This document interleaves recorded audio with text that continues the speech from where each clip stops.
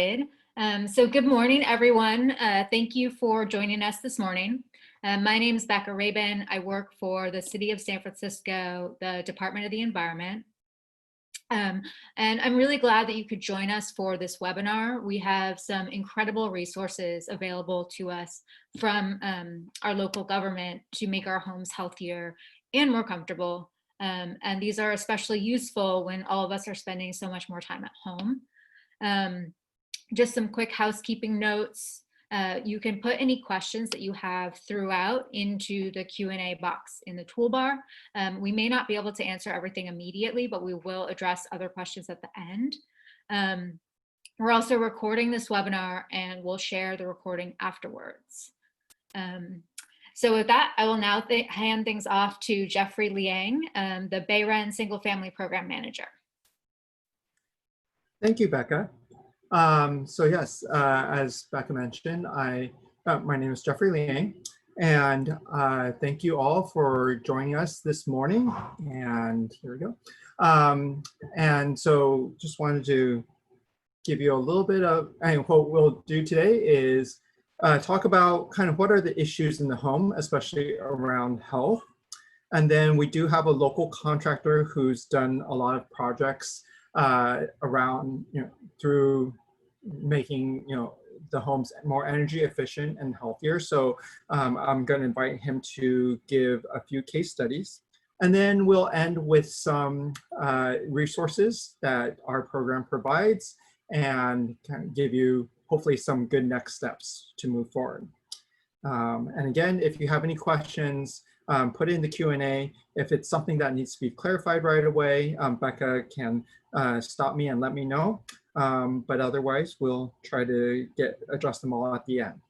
So first of all, I'm guessing a lot of you probably haven't heard of BayREN. And so just wanted to give a little bit of background as to who we are and why we're doing this. So BayREN stands for the Bay Area Regional Energy Network. And it is the 9-county Bay Area collaborative that administers the energy efficiency programs. And a lot of times people ask, where did the funds come from? And so we receive funds from the California Public Utilities Commission. And so when you get your energy bill, there's actually a small line item called the Public Purpose Program Surcharge. And that's what goes to the state to provide funds to run programs to make our homes more efficient and healthier. And just a note, I do have a 3-year-old, so if you hear a little girl in the background, that's coming from my side. And so, as we administer these programs, and we've been running these programs since 2013, and we've actually upgraded combined 10,000 homes and given out over $21 million in rebates. So we've seen a lot of projects and we've seen a lot of homes. Our contractors have seen a lot of homes. And so these are really some of the common problems we see inside the home. I'm sure, especially on a day like yesterday, I live in Bernal Heights myself, 2-bedroom, 1-bathroom apartment. And I was just telling Becca before this webinar that we have to open our windows. It was kind of built on top of cafe. And so it's not in the, traditional construction. We don't have an attic space that we can insulate. So we have to open our windows and put in fans and try to get as much ventilation going as possible. And the homes in San Francisco, a lot of them are old. I've lived in San Francisco since 2005. And so I've lived in different apartments.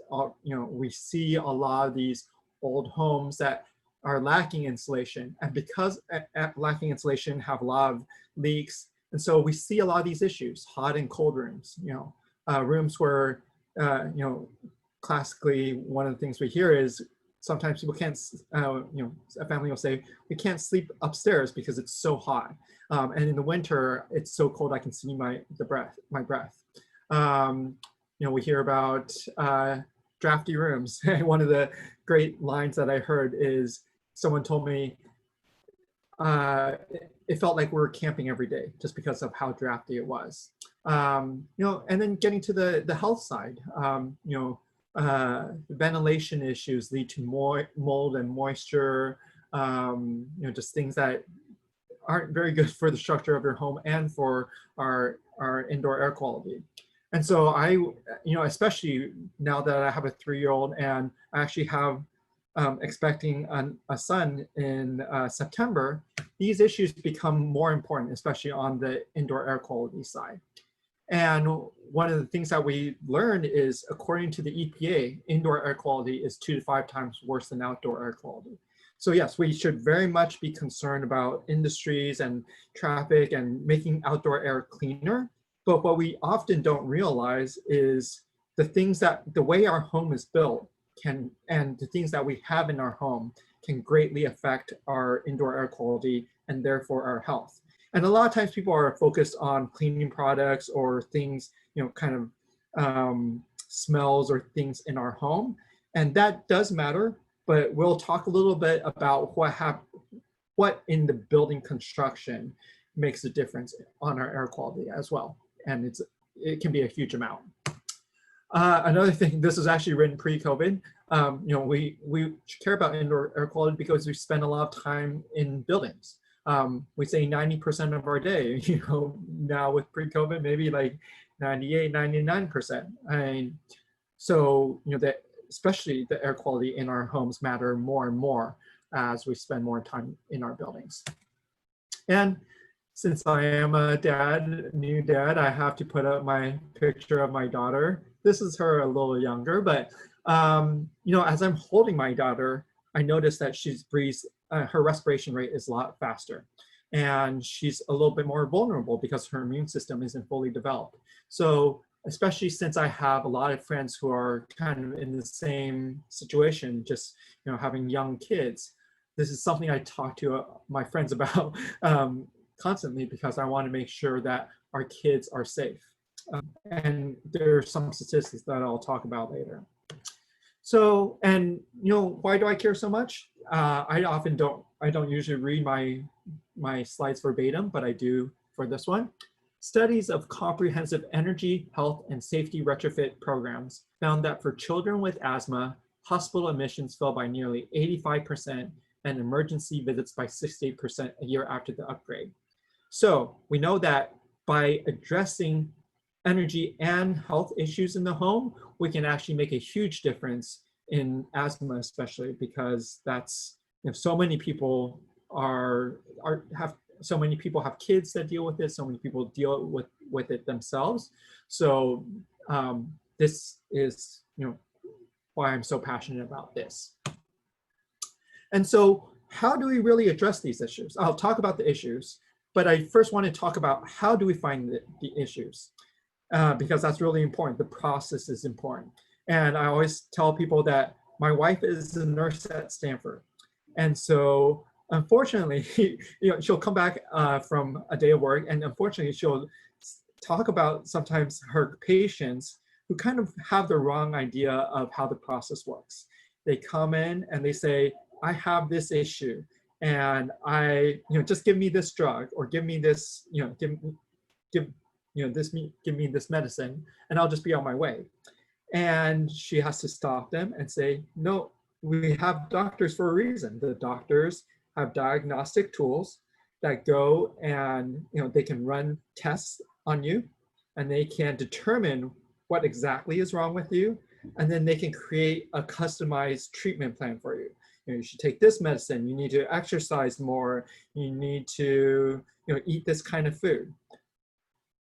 We want people to start thinking about homes the same way. And so these two tests on the screen that I have are kind of those diagnostic tools. They're like the stethoscope or the blood pressure monitor for the home. And what these do is, the one on the right is called a blower door test. And basically it blows air in or out of the house. And right now we're probably going to blow air out of the house, and then see how fast it takes to repressurize that home. So basically it measures how leaky that home is. And so when we talk about some of the images I'll talk about later, it's based on facts that we've been able to get from testing, thousands of homes. The duct blaster test is essentially the same thing for your duct system. So if you have, we'll talk about the statistics on duct leakage, but this is how we find out. We blow air into the duct system and see how fast it leaks out. And so this, again, is really the kind of like the medical approach to your home. And so what do we find? I've been doing this kind of energy efficiency work for about a decade now. And whenever I'm talking to people about energy efficiency, most people talk about, say, oh yes, I know I need to do windows and I need to do solar. And this is exactly that kind of, when I'm talking about like, a patient saying that, just give me this solution. That's kind of the mentality that we're trying to get away from. Because what we find is solar is more renewable, but windows are actually not the biggest probably obstacle to having a efficient and healthy home. Number one thing, there's three things I'm going to point out as the three main things that you want to take care of. And surprisingly, those are not the big ticket items that people usually think about. So number one is air leakage.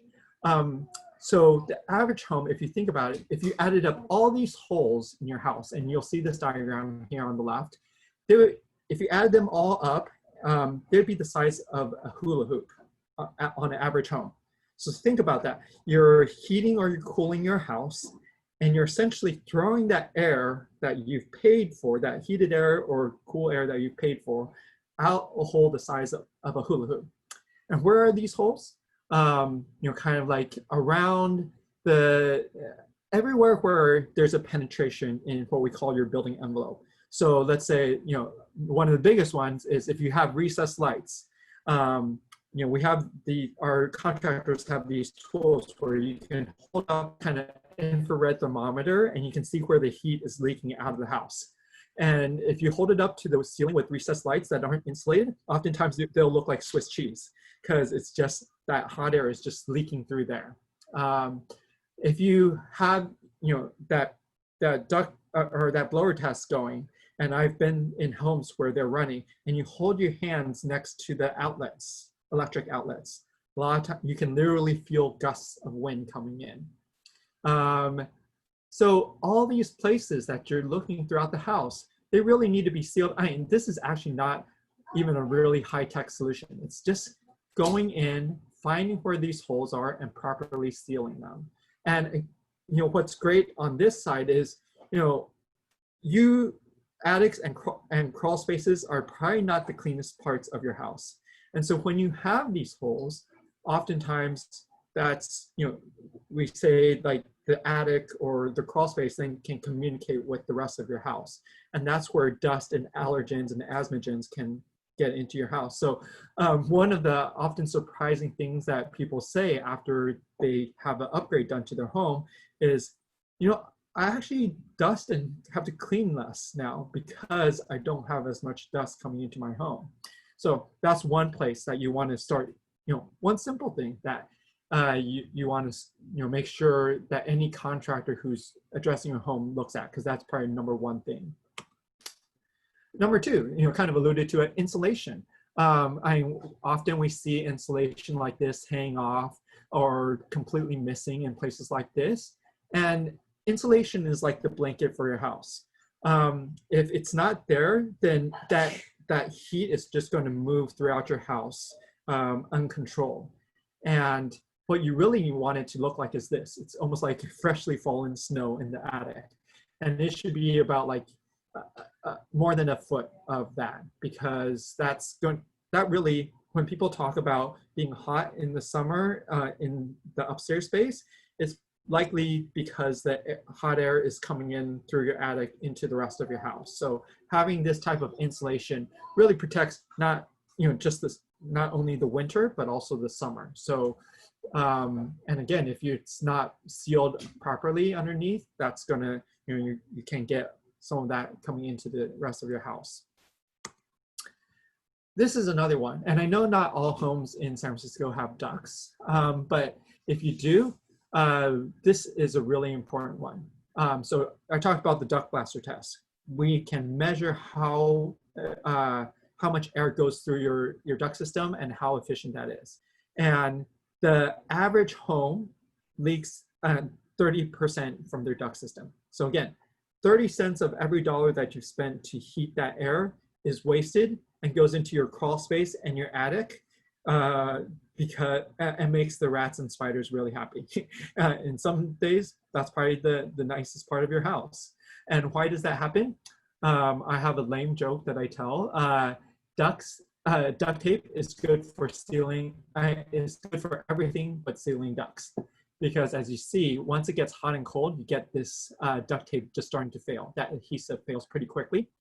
And so that air can then get, not only are you leaking air out, air can get sucked back in. And so if you ever see something like this here on the left, on the center, where there's a dark spot on insulation that's wrapped around your ducts, what's happening here is this yellow insulation is acting as a filter for your house.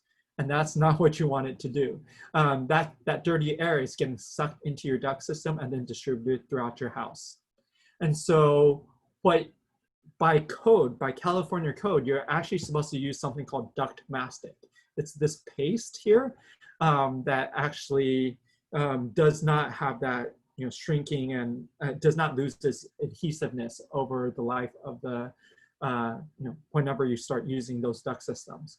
So again, this is important because you don't want to be sucking that air in your attic and your crawl space and distributing it throughout your house. And then, our program, once you've kind of fixed the distribution and the efficiency throughout the house, you also want to look at the, the water heater and the furnaces. And I'll point out in the next slide, these are something important to take a look at. But these are pictures from my colleagues' homes. And oftentimes you'll see, this was actually in a room right outside the kitchen. And you'll see here, this is open. This is very typical of old water heaters. And you probably can't see so well here, but there's like a little bit of rust on the top of this. And what happens is, instead of the exhaust gas that's going up, it can come back down. And because that exhaust gas has like partly water vapor, it can kind of corrode the top of here.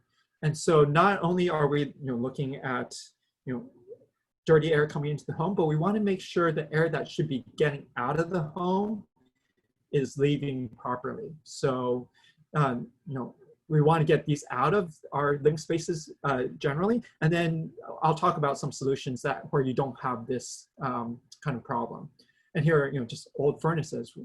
These are not very efficient, and we want to try to replace them with more efficient versions. And so, as I mentioned, these are the tests that we do to make sure that we're not getting backdrafting. So that's what it's called when air that should be leaving the house is coming back in. And just as a kind of word of warning, this is kind of what happens when we kind of the worst case scenario is when you have friends or family coming in during the holidays. You have someone's taking a shower, you have laundry going, you have someone's cooking. All these things are venting out of the house, and that can change the pressurization of the home, so that air, that's when the air from these water heaters might come back down. And so with our program that I'll talk about later, our contractors have to check for combustion safety, make sure it's not backdrafting, make sure all these connections are tight and that gas isn't leaking into the house. Because this is a tour that we're doing. Oftentimes the water heater is right next to the the air handler in the basement, and that's where it gets dangerous, where exhaust gases are backdrafting into the basement and then being picked up with the air handler and distributed throughout the house. So that's why we talk about the indoor air quality, but we should also talk about safety. And the kind of the other thing we want to mention is really and I'm someone who cooks a lot. I actually even helped start a restaurant in the Bayview to help started a restaurant in the Bayview, so I love cooking, and I used to love gas.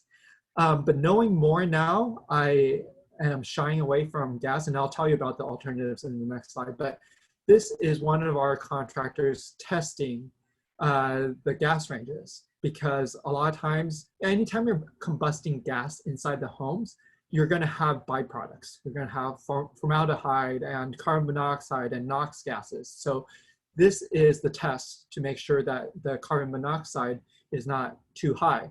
And thankfully, this house has a exhaust hood. Some homes don't, and that's really, if you have one, number one thing to do, if nothing else, if you get nothing else from the presentation, turn on your exhaust hoods when you cook. And as much, hopefully they're also, check if they're exhausting out of the house, because there's some that just kind of filter and come back to the house. Because the surprising thing that I learned was that children who live in homes with a gas stove are 42% more likely to have asthma. And because of all these things that come off the stove, especially things like formaldehyde that are heavier than air and can pull around the floor. And so unfortunately I rent and I can't switch this out. So even though I would love to have my daughter learn how to cook and watch me, I don't let her next to my gas stove. Now I do have some induction cooktop. It's a portable one I got off Amazon for 50 bucks. This is my, one of my personal heroes, Anthony Bourdain. He's cooking on induction here. All, culinary students learn on induction. It's actually, heating up a pot of water takes half the time than a gas stove. So not all pans can work on it, and it takes a little bit of learning, but it's also a lot more precise. I can type in, I want it at 180 degrees, and it's going to keep at 180 degrees. So we'll, for your indoor air quality, this is something that we want to, kind of recommend, is try to get those combustion sources out of the house. And here are some, some scientific studies. Oftentimes, our indoor air quality for, these dotted lines are kind of national and California guidelines for kind of 1 hour exposures to different pollutants. So this is NOx gases, this is carbon monoxide, this is formaldehyde. And as you can see, often when we cook, our levels can exceed these guidelines. And so again, this is one of the reasons we want to get gas out of the home as much as possible. What are the options? We'll talk about the rebates for these, but just want to mention, for moving away from gas water heaters, there are these things called heat pump water heaters that are a lot more efficient now. They're 300% more efficient because they don't generate heat. They just actually move heat from one place to another, kind of like a refrigerator. It basically your refrigerator takes hot air from the box and moves it out. This does it the opposite way. Same kind of technology for, these are ductless units. So they provide both heating and cooling. There are, unfortunately, a few restrictions on that, and we have actually an energy advisor who we'll talk about later, who can help you with that. But in cases where you can use that, it's a great option. Talked about induction cooktops and ranges. And then we also have a heat pump clothes dryer. Again, same technology as these two, but can dry your clothes.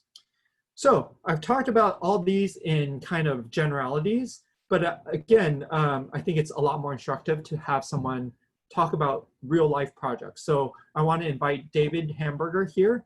He is a contractor located here in San Francisco. I've actually known him for many years. We actually went to the same high school, found out later. But he's been working in San Francisco and the Bay Area for about a decade, maybe more than a decade now. So wanted to invite him to kind of talk through a couple case studies. So if you can unmute yourself and let me know just when you want me to move the slides.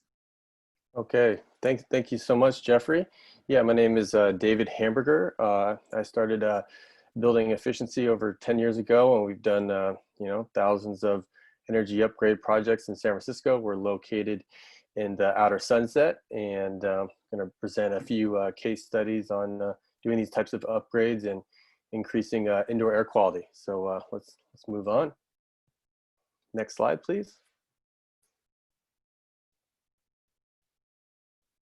So I was just going to talk briefly about San Francisco.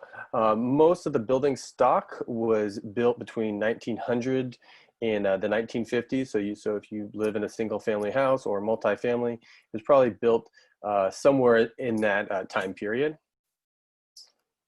Next slide. And here's a picture of some 1900 Victorian homes. This is a pretty typical style house.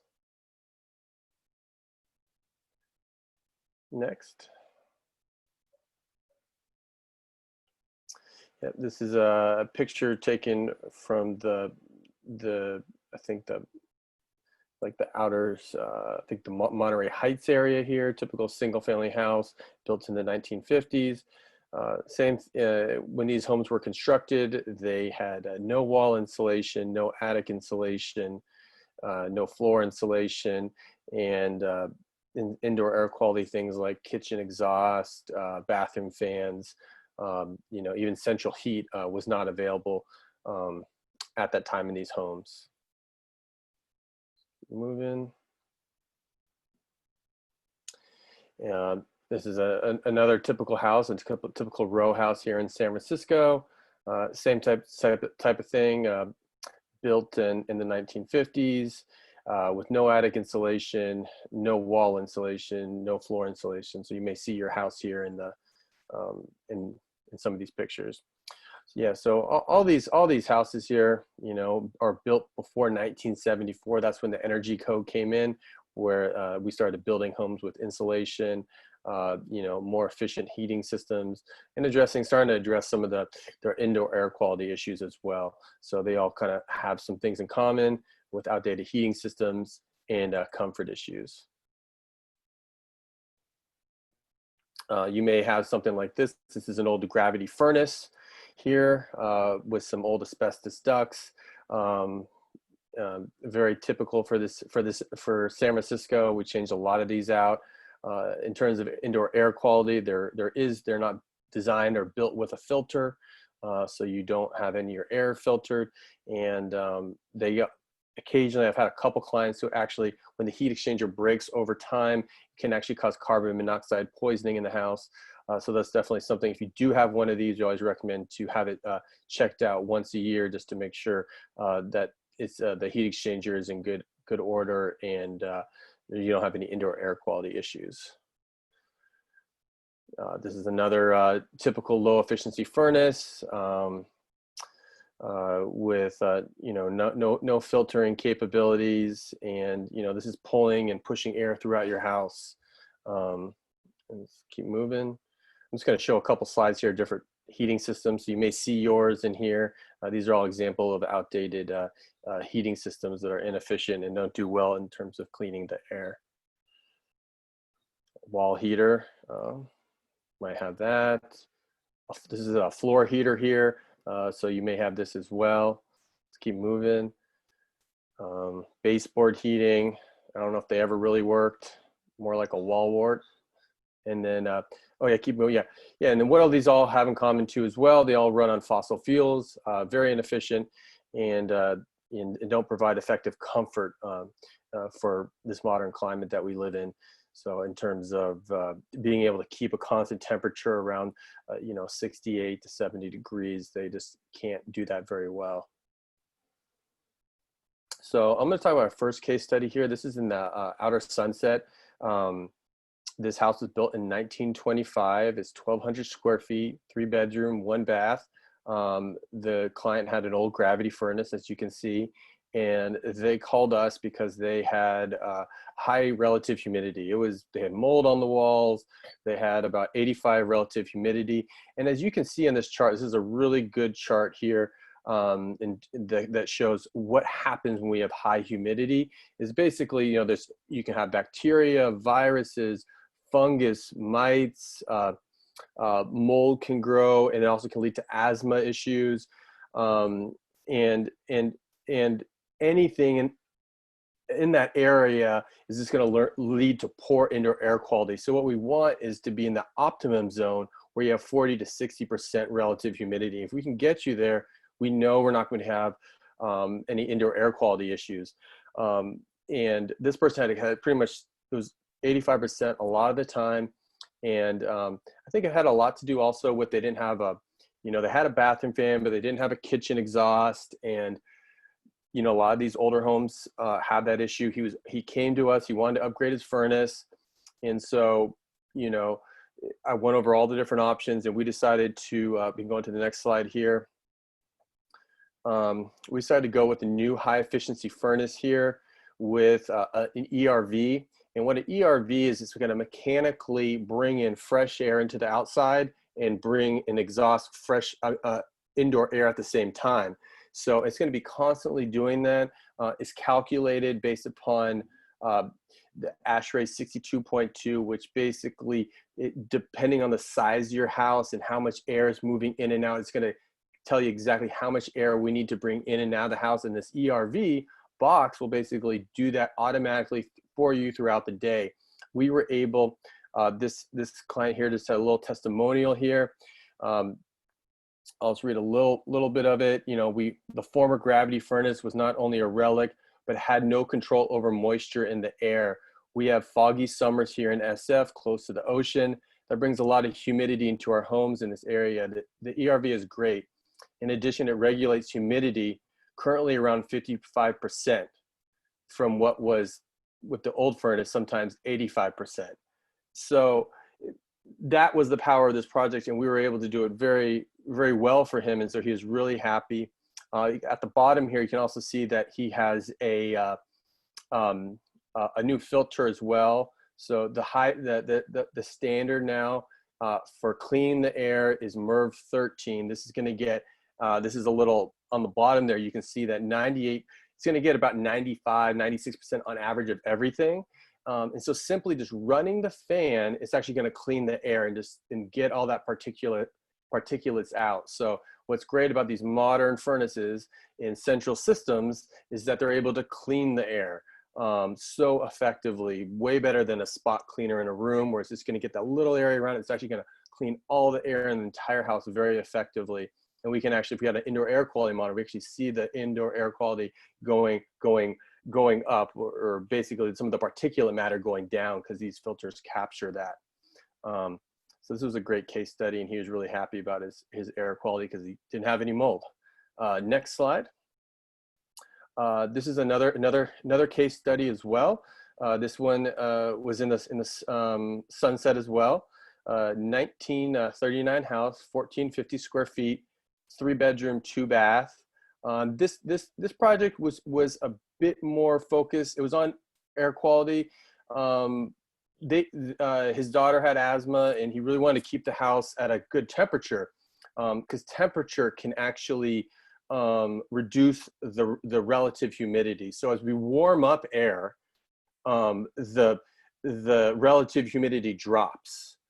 So he was keeping his house pretty warm, but his bills were going through the roof. As you can see on the left side of the graph, his bills were about $400 a month on natural gas to keep his house at a nice, comfortable, 68, 70 degrees. So what we did was we did insulation in the attic and in the walls, and then we upgraded to a high efficiency furnace as well. We were able to bring down the size of it, and we also put on a nice MERV 13 filter as well. And the homeowner sent a little note about a year later or so, and he said, that he said, the work you have done is saving me over 80% on my natural gas bill this winter. So, and you can see actually when we started his project, it looks like somewhere there, I think it was in, maybe June or so, but you can see that if you look at January and December, the following year, you compare it to the year before, that's what we typically see after an energy upgrade project. The curve of your energy bills gets flattened, and also in your temperature swings in your house are going to be less. Therefore, your comfort and air quality is be more flat, so you don't have the big swings as well. So go on to the next one. This is this kind of going in, I think, stepping more into the future of energy upgrade projects. This is a client, 1927 house, 20 2,300 square feet, 3-bedroom, 2-bath. She's got a lower unit below. She had some extra solar power she wanted to utilize, and she wanted an electric solution. We're doing a lot more of these. Maybe about 40% of our projects these days are electrifying, doing these heat pumps. So this is what's called a heat pump, and so it is heating and cooling. She lives in Potrero, so it's actually a very, she said, I love my heat pump, gentle warmth, surprising air conditioning bonus. She was really happy about that. I remember during one of the heat waves recently, she said, you know, the only complaints I have is, you know, that it's too cold in my house with the air conditioning, you know, and you know, but all our friends were coming over to, you know, have a cool spot, which is really nice. And during those cool spikes, you can kind of see here at the end of her graph, we did her project in April, and with the new heat pump, it didn't stress out her bill too much. She was still generating positive at that time last year. And so, you know, her average is still about $15 a month with her gas and electricity. And so it's very reasonable in cost. And these systems are very robust too. So she has a downstairs unit that runs on a separate zone when somebody's there. And at the same time, she has MERV 13. So filter. So anytime she runs, she'll actually just run the air in fan mode just to clean the air as well, which is an added bonus as well. Yeah, that's about it for the case studies. So yeah, thank you very much for your time. And if you have any questions, I'll be around. Thank you, David. And yes, I'm sure we'll have questions at the end. So I'm just going to go through and talk just what are the resources, and then we can get back to David with questions. Oops. Sorry, a little bit of technical difficulties. Just bear with me a second.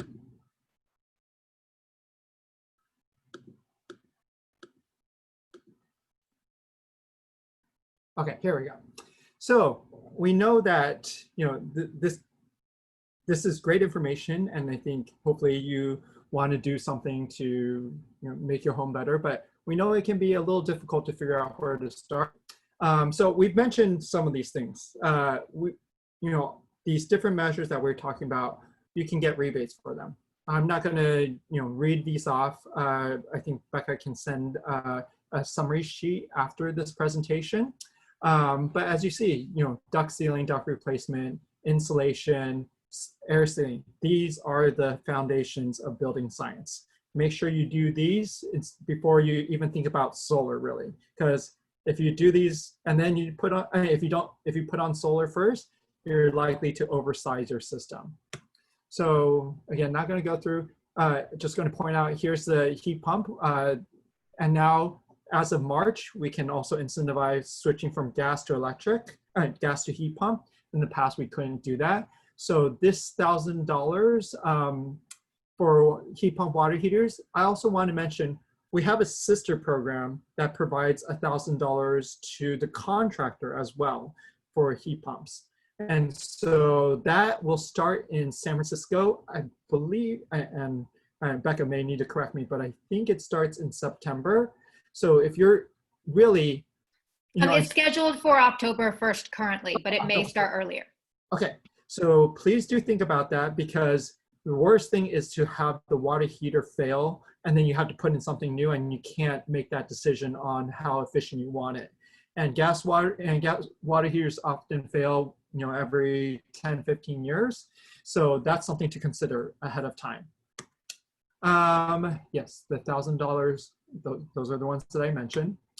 And here are the induction and the heat pump clothes dryers. So this is actually our first, since March, we typically have been giving rebates through our contractors, but these are things that you can install. So these two items. So if you're looking for induction range or cooktop, $300, as well as $300 for heat pump clothes dryers.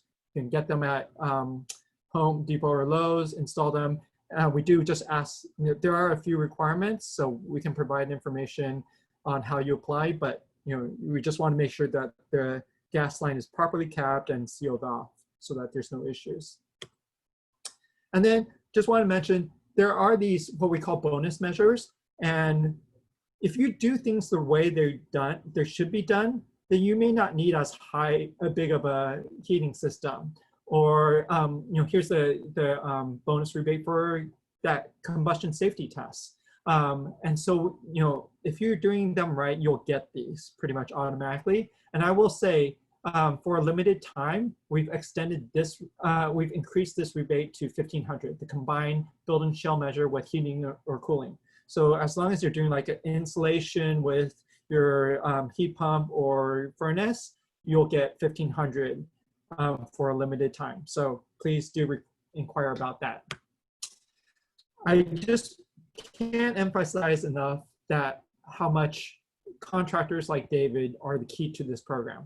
Again, they are kind of like the doctors or nurses, doctors of your home.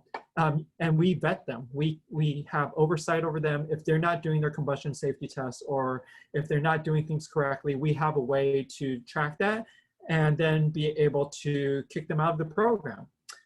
So that's why, so to find a contractor, you can go to our website, bayrenresidential.org, and then there's this search key, search function for finding a contractor.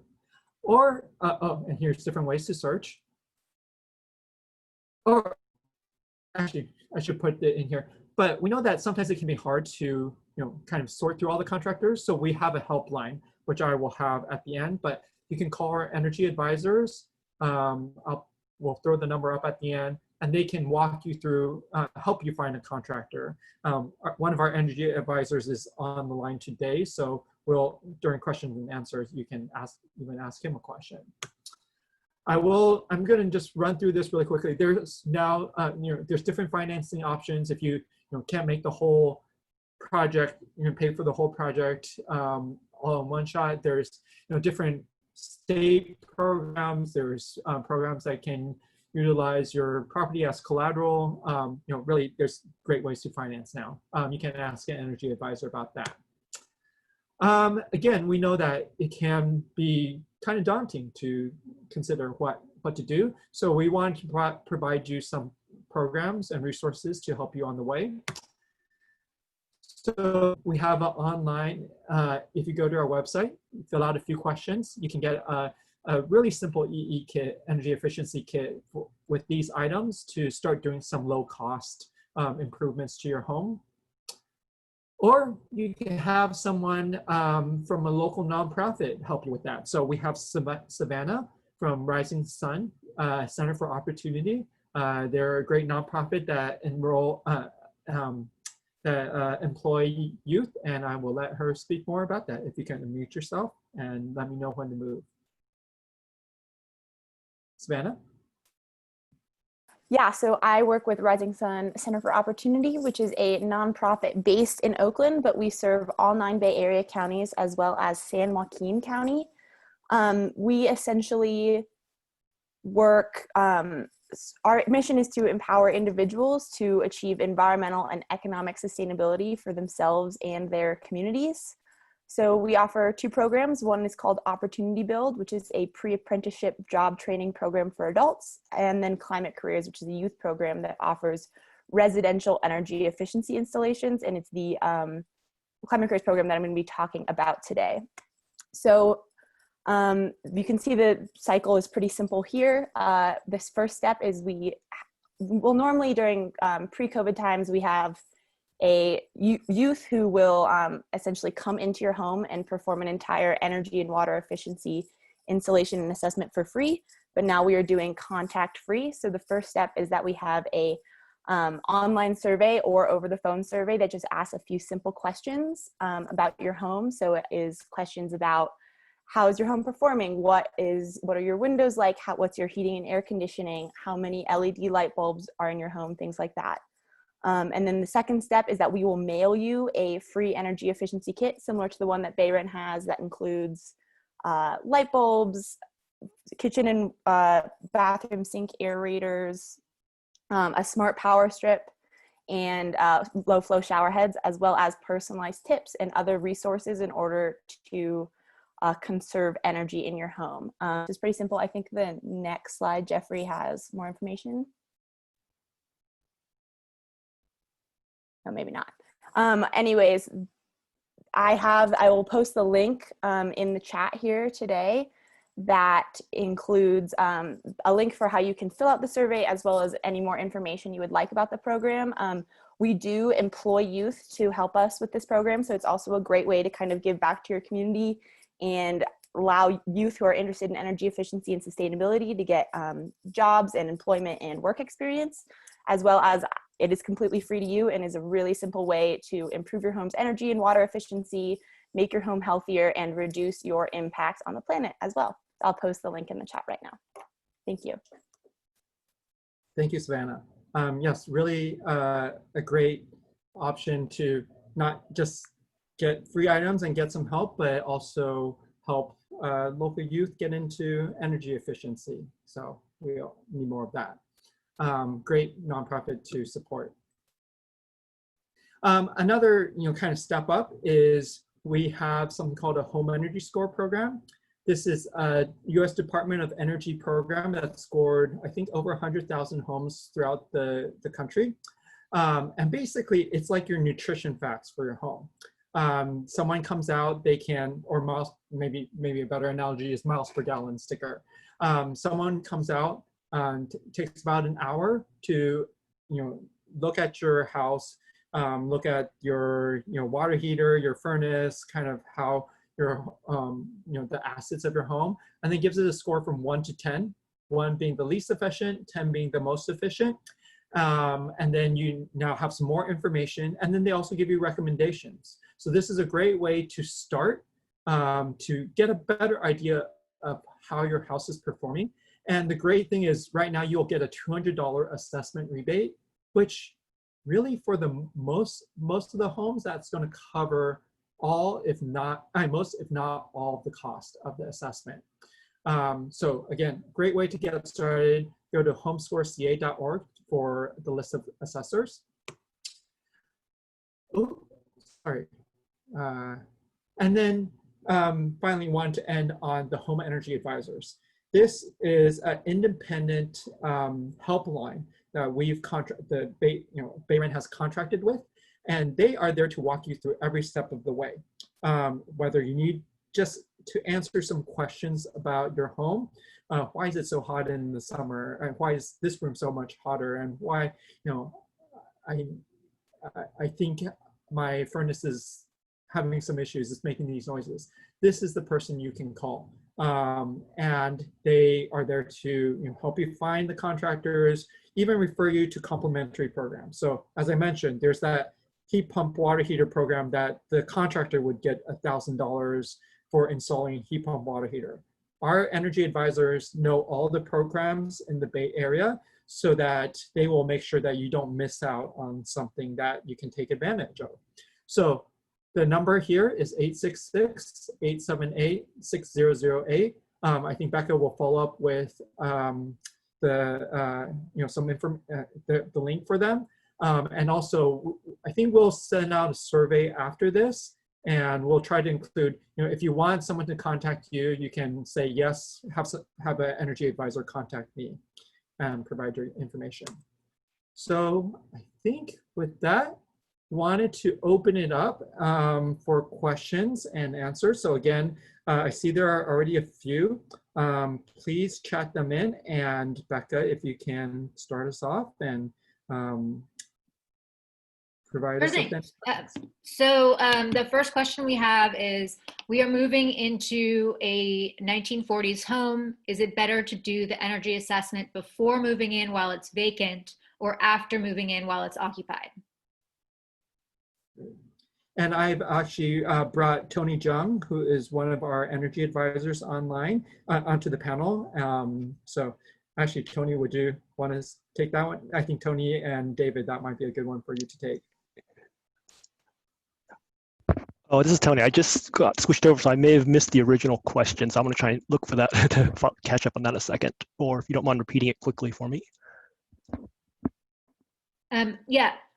We are moving into a 1940s home. Is it better to do the energy assessment before moving in while it's vacant or after moving in while it's occupied? Oh, okay. Actually, before you even move in, so essentially when the house is empty, what's nice about getting an assessment done beforehand is that you have full accessibility, no furniture in the way. And if we identify issues during the home evaluation, that's the opportunity to know where to fix it. So before you start moving things in, it makes it really easy when you have essentially an open, clean slate to work on it. And one thing to think about is that there's a variety of ways of evaluating your home before you start.